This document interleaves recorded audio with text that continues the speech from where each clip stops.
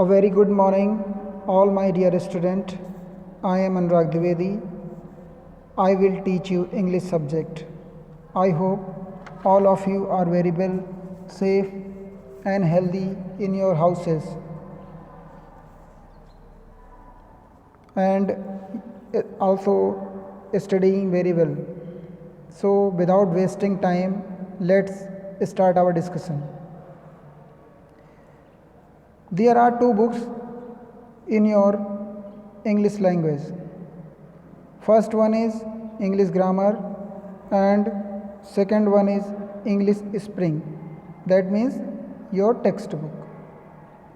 I will start the grammar portion.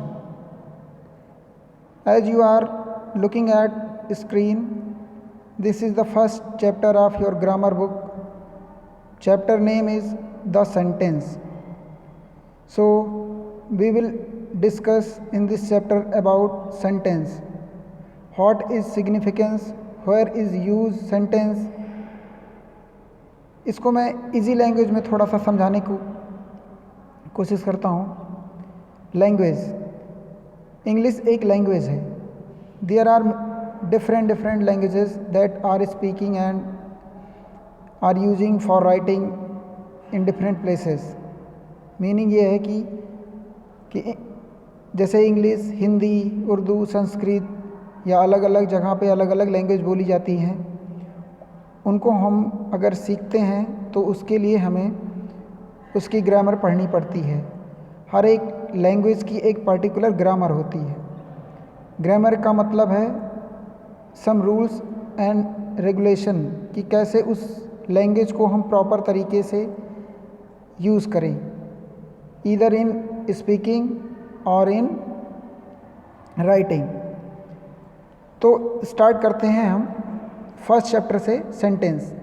Gradually हम धीरे धीरे सीखेंगे सभी चीज़ें कि कैसे इंग्लिश ग्रामर में क्या क्या चैप्टर हैं और उसको अच्छे से हम सीखेंगे. ओके. तो sentence, as you have studied about sentence in past class, in previous classes 6, 7 or any other previous classes, sentence को हम अगर डिफाइन करें तो sentence is a group of word. A sentence is a group of word that convey some meaning, or if you fetch some meaning from group of word, that means that group of word will be a sentence. और आसान language में हम समझते हैं, जैसे कि अगर group of word लिखा हुआ है, कोई भी ग्रुप ऑफ वर्ड लिखा हुआ है, हम इनिशियल स्टेज में क्या पढ़ते हैं? सबसे पहले हम जब स्कूल जाते हैं, स्टार्ट करते हैं, तो ABCD किसी भी लैंग्वेज के अल्फ़ाबेट को हम सीखते हैं. जब हम लोग ABC पूरा अल्फ़ाबेट सीख जाते हैं Z तक, तो नेक्स्ट क्लास में हम लोग सीखते हैं वर्ड फॉर्मेशन. इन वर्ड को मतलब इन लेटर को यूज़ करते हुए हम वर्ड को बनाते हैं, सीखते हैं, उनकी मीनिंग को समझते हैं. धीरे धीरे जब हम नेक्स्ट क्लासेस में आते हैं, अपर क्लासेस में, तो इन वर्ड को यूज़ करके हम ग्रुप ऑफ वर्ड बनाते हैं. जैसे कि इसमें दिख रहा है, read the following group of word. My uncle is an engineer. इसमें क्या क्या ग्रुप ऑफ वर्ड हैं? ग्रुप ऑफ वर्ड को पहले फोकस करना है हमें. ग्रुप ऑफ वर्ड का क्या मतलब है? मतलब एक वर्ड्स का समूह, मतलब कई वर्ड को एक साथ अगर लिखा जाता है तो उनको बोलते हैं ग्रुप ऑफ वर्ड. देखिए, माई एक वर्ड हो गया, अंकल एक वर्ड हो गया, is a next word, an is a word, engineer is a word. तो ये एक ग्रुप ऑफ वर्ड है. अब इनको एक प्रॉपर ऑर्डर में आप रखेंगे तभी, या इनसे अगर मीनिंग निकलेगी तभी ये क्या होंगे? सेंटेंसेस होंगी. ठीक है. My uncle is an engineer. What is the meaning of this sentence? कि मेरे अंकल जो हैं वो एक इंजीनियर हैं. हमें क्लियरली समझ में आ रहा है. नेक्स्ट सेंटेंस क्या है? The boy with the ball in his hand. लड़के के पास बॉल है उसके हाथ में. ये क्लियर मीनिंग नहीं है, ये प्रॉपर मीनिंग में नहीं आ रहा है इससे. तो ये सेंटेंस नहीं होगा, ये क्लियर सेंटेंस या प्रॉपर सेंटेंस नहीं होगा इंग्लिश ग्रामर में या इंग्लिश में। गिव मी दैट बुक, मुझे उस बुक को दो, ये एक इम्परेटिव सेंटेंस है। इम्परेटिव आगे हम अभी जब आप जैसे इसमें देख रहे हैं स्क्रीन पे सेंटेंस के टाइप हैं, उसको हम अभी आगे पढ़ेंगे नेक्स्ट क्लास में। तो ये इम्परेटिव सेंटेंस है। अब सेंटेंस तो है बट ना कि मुझे वो बुक दीजिए, मतलब आप इस जो ग्रुप ऑफ वर्ड्स हैं इनसे आपको एक मीनिंग सामने आ रही है, आपके पास एक मीनिंग निकल के आ रही है, एक मीनिंगफुल सेंटेंस है ये, तो इसलिए एक सेंटेंस होगा। The fruits in the basket, अब ये है तो आपको लग रहा होगा ऑलमोस्ट ये करेक्ट सेंटेंस है, बट ये करेक्ट सेंटेंस नहीं है क्योंकि इसमें कोई भी वर्ब नहीं है। Verb is a very integral part of any sentence, मतलब किसी भी सेंटेंस में बिना वर्ब के प्रॉपर सेंटेंस नहीं होता है, तो इसमें कोई भी वर्ब नहीं है, इसलिए ये एक प्रॉपर सेंटेंस नहीं है, मतलब ये सेंटेंस की कैटेगरी में नहीं आएगा। ग्रुप ऑफ वर्ड तो है बट ये सेंटेंस नहीं है। नेक्स्ट सेंटेंस क्या है, नेक्स्ट देखते हैं क्या है जो इस ग्रुप ऑफ वर्ड है। Fifth, the little boy sat in the corner, the little boy एक ग्रुप ऑफ वर्ड हो गया, सैट एक वर्ड हो गया, इन द कॉर्नर ये एक प्रॉपर सेंटेंस है क्योंकि इसमें द लिटिल बॉय एक सब्जेक्ट है, सैट वर्ब है, इन द कॉर्नर मतलब अदर वर्ड्स हैं, तो इसमें पूरी ग्रामर फॉलो की गई है, इसलिए ये पूरा कंप्लीट सेंटेंस होगा और इसमें मीनिंग निकल के आ रही है, इसलिए ये सेंटेंस होगा। मेरी बात समझ में आ रही है। नेक्स्ट सेंटेंस 6 है, बॉय स्कूल सिट गार्डन, लड़का स्कूल बैठता है गार्डन में, इस तरीके से कुछ मीनिंग क्लियर नहीं आ रही।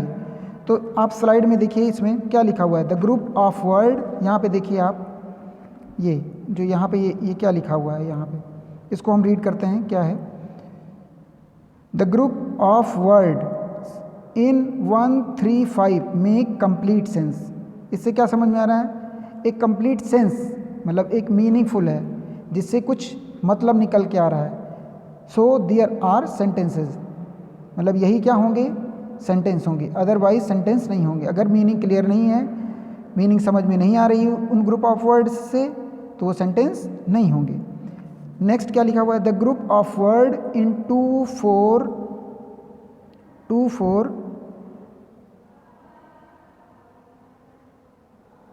sorry, the group of word in 2, 4 and 6 are merely list of words put together and do collectively make complete sense। तो इसमें क्या नहीं हो रहा है, सेंटेंस मतलब कोई भी मीनिंग निकल के नहीं आ रही है, ये बस ग्रुप ऑफ वर्ड को एक साथ रखा गया है, इसलिए ये सेंटेंस नहीं होंगी। Are you getting my points all of you? They are not sentences, ये सेंटेंस नहीं है, मतलब 2, 4 and 6 सेंटेंसेस नहीं है, 1, 3, 5 सेंटेंसेस हैं। Thus a sentence is a group of words that make complete sense or express a complete thought, मतलब जिससे कि कोई मीनिंग निकल के आए ग्रुप ऑफ वर्ड से, वही सेंटेंसेस होगी। Are you getting my point? अब देखिए मैं एक स्लाइड आपको दूसरा दिखाता हूँ, जैसे इसमें आप देखिए यहाँ पे ये इस पे फोकस कीजिए आप। Green trees there many are, ये ग्रुप ऑफ वर्ड है, समझ रहे हैं ना, ग्रुप ऑफ ग्रीन है, ग्रुप ऑफ वर्ड है, मतलब एक ग्रुप का मतलब एक वर्ड का ग्रुप है, बट क्या इससे क्लियर मीनिंग आ रही है? नहीं, तो ये सेंटेंसेस नहीं होंगे। लेकिन अब यहीं पे अगर आप देखिए यहाँ पे बॉटम पे देखिए आप, there are many trees, there are many green trees, इसी को हम अगर ऑर्गेनाइज फॉर्म में, करेक्ट फॉर्म में लिखते हैं, green trees there many are, there are many green trees, तो ये एक प्रॉपर ग्रामर को फॉलो करते हुए लिखा गया ग्रुप ऑफ वर्ड है, इसलिए ये सेंटेंस होगा। ठीक है, तो हमें यही सबसे पहले यही समझना है कि ग्रुप ऑफ वर्ड, सभी ग्रुप ऑफ वर्ड सेंटेंस होंगे या नहीं होंगे। तो सभी ग्रुप ऑफ वर्ड सेंटेंस नहीं होंगे until and unless they follow the grammar of English. Okay. मैं कुछ और आपको एक स्लाइड दिखाता हूँ। जैसे ये लिखा हुआ है, देखिए इसको, by football them was played. Next मैंने लिखा है group of word, problem he this solve. Next लिखा हुआ है सॉन्ग्स नॉट सी डज सिंग। अब ये ग्रुप ऑफ वर्ड तो हैं, पहला ये है, दूसरा ये है, और नेक्स्ट वन इज ये वाला है। अब ये ग्रुप ऑफ वर्ड क्या क्लियर है? मतलब इससे मीनिंग निकल के आ रही है, कंप्लीट मीनिंग? नो। अगर मैं इनको एक ऑर्डर में लिखता हूँ, फर्स्ट को देखिए, by football them was played, football was played by them, तो इससे मुझे मीनिंग क्लियर हो रही है।